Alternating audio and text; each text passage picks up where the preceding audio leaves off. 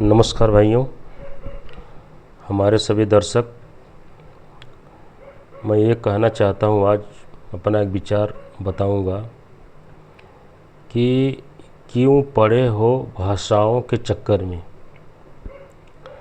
पहले पश्चिम बंगाल, अब महाराष्ट्र। ये बताइए, हर जगह जब ये भाषाओं के जब ये विवाद होता है, हिंदी बाय क्षेत्रीय भाषाएं, तो इसमें हर बार बिहार यूपी वालों को ही नीचा क्यों दिखाया जाता है? उनका इसमें क्या दोष है? ये तो बलू बेचारे जहाँ जाते हैं वहाँ के प्रगति में, वहाँ के विकास में इनका बहुत बड़ा योगदान होता है। वो कैसे होता है मैं बताता हूँ आपको। जब हिंदी, हमारे देश का नाम हिंदुस्तान है, हिंदुस्तान के नाम से जाना जाता हो, तो हिंदी तो हर जगह मान्य होनी चाहिए। हिंदी की पढ़ाई हर जगह होनी चाहिए। वो क्षेत्रीय भाषा जो, वो तो सही है, जो जहाँ बोल रहा वो बोलेगा ही, पढ़ाई हो रही उसकी हो रही।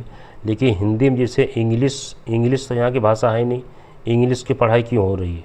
इंग्लिश की हर जगह हो रही, तो हिंदी की पढ़ाई क्यों होनी चाहिए? क्यों नहीं होनी चाहिए? हिंदी की भी पढ़ाई होनी चाहिए, इंग्लिश की भी होनी चाहिए, क्षेत्रीय भाषा की भी होनी चाहिए, सभी पढ़ाई होनी चाहिए।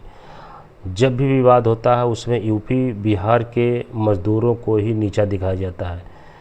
ये यहाँ क्या कर रहे हैं, ये इनके यहाँ काम क्यों नहीं है, ये वहाँ क्यों नहीं रहते हैं, वहाँ गवर्नमेंट क्या करती है, इनको काम नहीं देती है।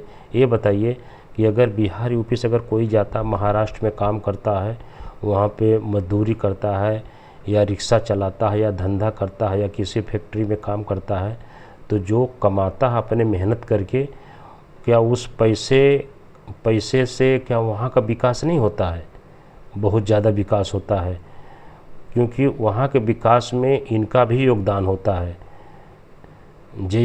जैसे आप बताइए कि जब ये फिल्में जो बनती हैं, हिंदी फिल्में बनती हैं, अपने भारत में सबसे ज़्यादा हिंदी फिल्म बनती है और सभी से ज़्यादा देखी जाती हैं।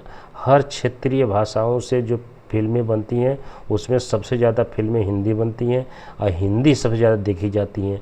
तो इससे जो कमाई होती है, जो कमाई हर जगह से होती है, वो मुंबई में जाती है। मुंबई के लोग जब कमाते हैं, वहाँ बड़े बड़े एक्टर वहाँ रहते हैं, सिंगर जो काम करते हैं फिल्मों में, जो इससे पैसे कमाई होती, का उस पैसों से का सरकार को टैक्स नहीं मिलता है?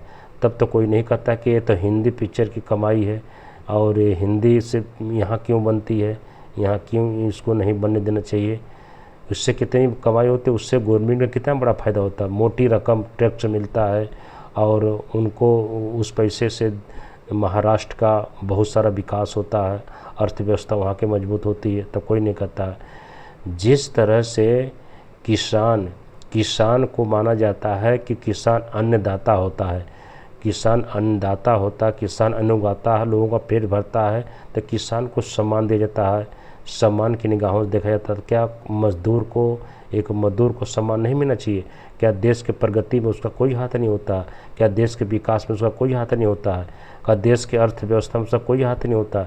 हर जगह होता हाथ, क्योंकि एक मजदूर से ही 1 करोड़पति आदमी अरबपति बनता, खरबपति बनता, करोड़पति बनता है। उसी से जब वो काम करता है तो आप अगर उसको 10,000, 15,000, 20,000 देते हैं, तो उससे आप 30,000, 40,000, 50,000 उससे पैदा करते हैं।